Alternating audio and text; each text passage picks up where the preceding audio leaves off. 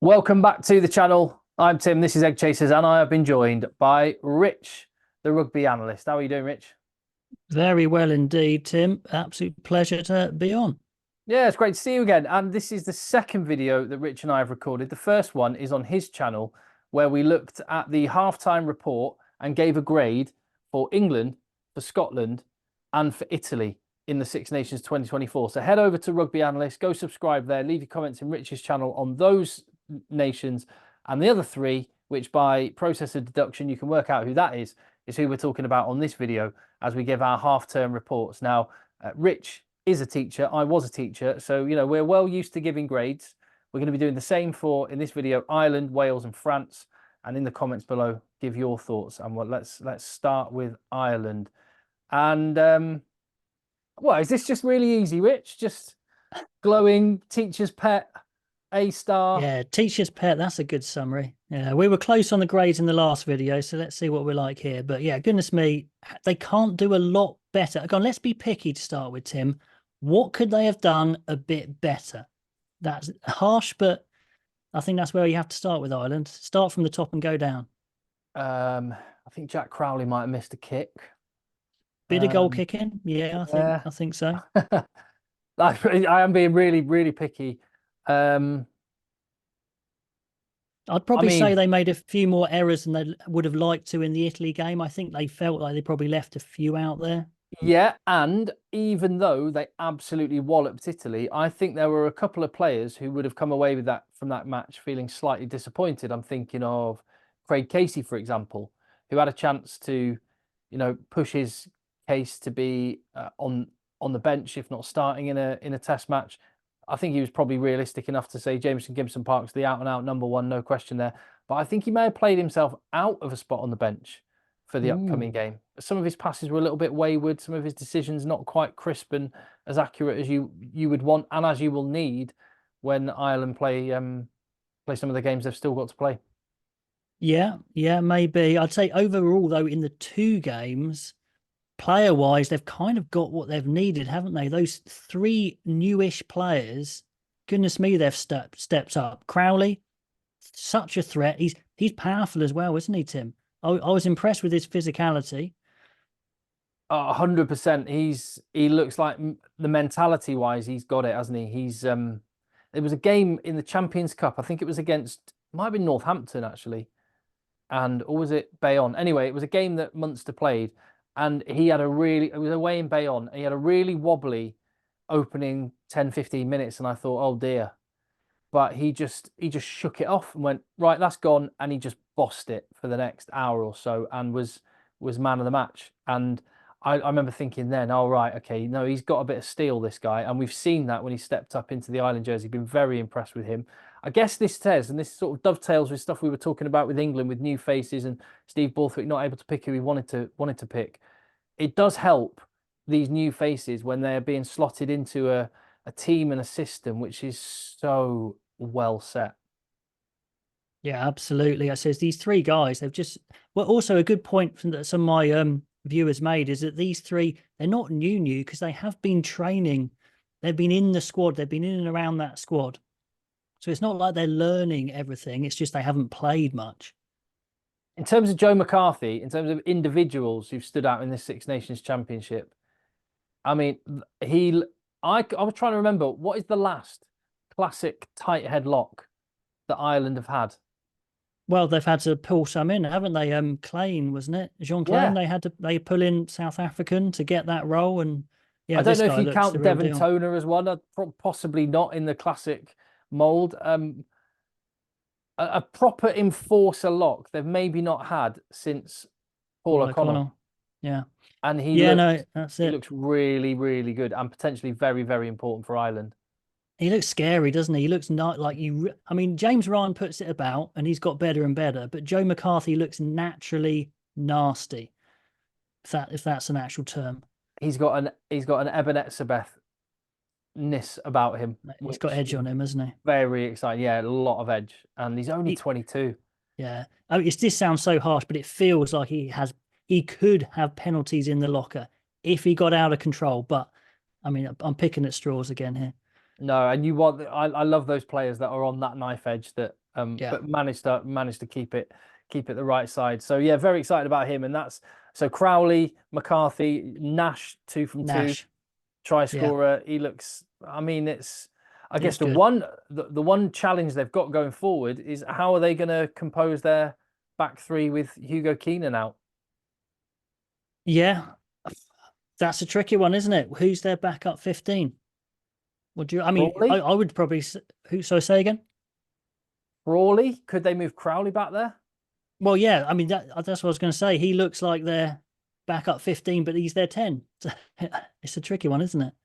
Yeah, it could be Frawley because it would be Jimmy O'Brien if he was fit, but he's out as Yeah. well. It could be Mac Hansen if he was fit, but he's out Yeah. as well.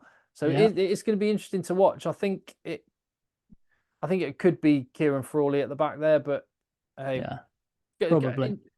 they can play Robbie Henshaw there if Gary Ringrose is back. Anyway, they've Mm. got options and they have been fantastic. Which performance impressed you more? Ah, The nilling of Italy, just ruthlessness. Oh, it's got to be that one in Marseille, hasn't it? yeah. I mean, I guess French fans would say, look, we were down to 14 men. I think that's a fair point.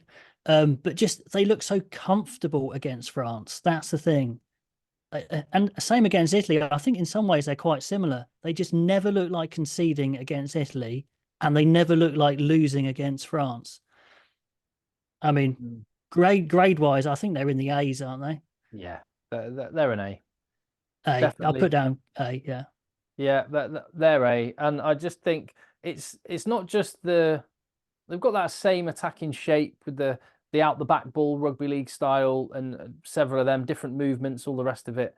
Um, but it's just the system. It's just so well oiled. Everyone knows where they need to be at any given time. So you get Dan Sheehan and Ryan Baird popping up on the wings in really dangerous positions, quite often with a mismatch, and it's like it's the intricacy of the passing, with the small little passes to get it to the outside. It's kind of like rugby's version of football tiki taka, and Yeah. I just love it. So I hope that they can keep pushing on and give South Africa a game. Well, there you go. There's another question. We've given them an A grade. Yeah. Who can stop them? Because do you know back-to-back Grand Slams has never been done in the Six Nations era. Yeah. Who can stop them? I think the team that can stop them is Ireland. It sounds silly, but they've been practiced at this for so long. They've consistently shown this sort of form and level for so long. The question is, do they drop off in one game? And if they drop off against Scotland in the last game or England, maybe they could be caught. But if they play how they can play, I don't think they can. No, I think France was the team, and I think a lot of people thought France may come out on top in that game, but they handily dispatched them. I think the Grand Slam is theirs to lose at this point. It certainly looks like that. So A grades for Ireland, and we will move on to a team at a very different point in their journey. Warren Gatland's Wales. What have you made of this young team, Rich? I think you can't have had, well, as a neutral, I don't think I expected anything big from them. I think they've probably shown as much fire as you can expect. It's a brilliant fire there. After that, I mean, just a sleepwalking first half against Scotland. They've woken up, and the next three halves, if you like, have been full of intensity and passion and a few good individual performances. But I think they are a fair couple of years off being their best with this new group of players. So I'm not really expecting much more from what we've seen, if you know what I mean. So their best play, that from what we've seen, could well be their best at the moment. And how good is that? And can that beat anyone is the question. Yeah, and when you're thinking about grading them, I think the context is important here. That I would say that this Wales team is better than the sum of their parts. They have exceeded what I imagined they would be able to with the raw materials that they've got to work with, and that is classic Warren Gatland. His mantra was always, and I assume probably still is always, be the best at the things that require no skill. So he always turns out a really fit team, really well organized, and we've certainly seen that in their defence. They didn't give, what was it, like 5 penalties given away in the game against Scotland in the whole match, and none in that first Yeah, half against amazing. England. So, 120 minutes of rugby, 4 or 5 penalties. It's that in itself means you're not giving up cheap yards and you're making Yeah, yourself hard to beat. And that is just Warren Gatland DNA all over it. So if they can keep that kind of discipline whilst also being just tough and hard and getting off the line in defence, then they're always going to have a shot. But like you say, they do not possess enough quality in key areas. And fly half, we've seen that. Yohan Lloyd looked great when he came on and had nothing to lose against Scotland.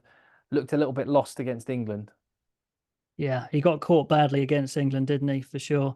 I Yeah. mean, player for player, you go through the list, and you would say at the moment this is probably the weakest Welsh team I've seen, certainly since I started doing YouTube. That's for sure. But if they're going to give away such few penalties, and if they're going to have a super tight defence, like you say, they're going to be close. Grade wise, I think I had them hovering around the C, kind of D plus C sort of range, Yeah, just because I found this like it's difficult. hard to score. Yeah, Yeah, and you'll know this from being a teacher, Rich. When you're given an individual kind of grade, like effort and how they do relative to where you imagine they would do comes into it, because not all students are the same and not all teams are the same. And Wales, if they had all the players that Ireland have and were playing at the level they're playing at, they'd be, well, you're gone. So I actually gave them a B minus from the in the really. con because I was thinking, well, no, they're doing better than they probably should Well, as a for the teacher though, players that they have. I had to stick to the marking criteria, and that means that they have to be fairly assessed against everyone else. So I think if you were to compare them against everyone else, Yeah. I'm kind of down with the D plus C. But I absolutely understand what you're saying. Well, because the other team on the video, spoiler alert, on the video that we did on Richie's channel, if you've not watched it, we marked Italy quite low, as you would imagine. I don't think that's a spoiler alert. So, but do you think it's going to come down to that final game? We may not have the championship decider, but we may well have a wooden spoon decider. And if so, how do you see that one playing out?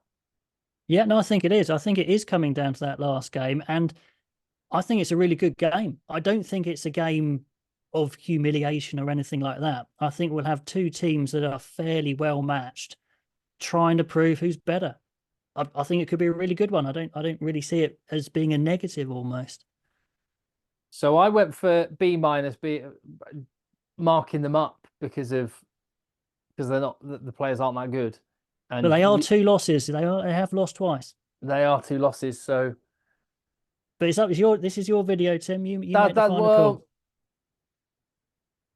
oh, okay. Well, you can drag me down to a C, but I'm going to Okay. take the context into account and give Wales a C, because I think they are actually achieving as much, if not a little bit more, than I imagine they would. But you're right, 2 defeats. But this is the strange thing, isn't it? Because this is where I wonder if Steve Borthwick has missed a little bit of a trick, because with England, just dovetailing it to England for a second, because isn't it interesting how the Welsh public are very patient and very willing to give time and actually willing to lose because they see the future potential in some of these guys, and they understand that. And I think there is something in that, Well, particularly when you've just come off the back of a World Cup. I think the Welsh fans appreciate 100% effort when they see it. You know, if they'd played like they had in the first half against Scotland, that whole Scottish game, I think we might have seen a different reaction, and rightly so. But because they came out and gave everything they had, nearly came back, of course, Yeah. I think they're appreciating a lot of these players are giving everything they've got, or they are giving everything they've got at the moment. But because they're so young, like Cameron Winnett and players like that, they're happy to give them a bit more leeway for now. Yeah. I like the look of some of those young guys, and when they get Sure. the experienced guys back, I think they'll be in a better place overall. So there we go. That's Wales, and we'll move on to the final team on this video. As I just remind you that the other 3 teams are on the video on Rich's channel at Rugby Analyst. Go and subscribe there. But let's talk France. How do you Yeah, let's make talk sense France. How do They're you make blur. sense? Well, firstly, how do you diagnose what's changed and why? Because Well, this is not of the French team playing in the way they did a year ago. yeah, it's ugly, isn't it? It's like les bleus, les I mean, compared to where they were in the World Cup, when they look, I know they kind of botched the World Cup in some ways. They were playing some great rugby though, some brilliant stuff, and we just haven't seen the classic France, have we? Where's the offloading? Where's the confidence? Where's the skills? And I know we've lost Dupont. Is that it? Is that the magic? Is that, you know, the key, or is there something more to it? I think there's something more to it. I do because Dupont was injured in that Namibia game at the Rugby World Cup, and they played really well in the remaining games in the pool stage at the World Cup. They had the prospect of not having him. I know that there's been a lot of changes behind the scenes. Fabien Galtier's coaching staff have all moved on, except for I think William Servat, the scrum coach, is the only one that stayed. So it's a new regime basically with Galtier at the top. And there's something not clicking. There are players that 9 months ago were looking world class that are now looking shadows of themselves. And I Yeah. just wonder if they don't understand and don't know what they're being asked to do, or it's not clear, or it hasn't bedded in yet. Guys like Jonathan Donty, who was such a focal point for that team, he just does not look like the same player when he's playing for France right now. Yeah, I mean, the attack's been a shambles, absolutely, for sure. But of course, that's the hardest thing to get right, as we know. But I mean, the other comments I've been getting on my channel and things I've been thinking is it the Eddie Jones effect almost? You know, Fabien Galtier is very much, you know, a tough taskmaster, is known for his spiky personality. And are we getting into that 4-year itch where players are starting to have enough of it? I don't know if that's something to do with it as well. I don't know. Yeah, I think that's a good point. Another thing I've been thinking, and has been mentioned in comments, just to throw them all into the melting pot, is the World Cup finished, and I was in France when they got knocked out in that Yeah, you were. unbelievable what a game it was against South Africa, incredible game.